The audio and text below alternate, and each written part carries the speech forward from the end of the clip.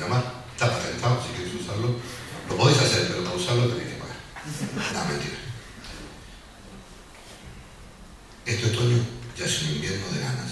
En la calle la gente se abriga con intemperies de marcas falsificadas y nosotros, dentro, hacemos primaveras como panes. Hacemos un collage de pieles en el que ningún elemento se despega. Hacemos más que amor, nos lo llamamos.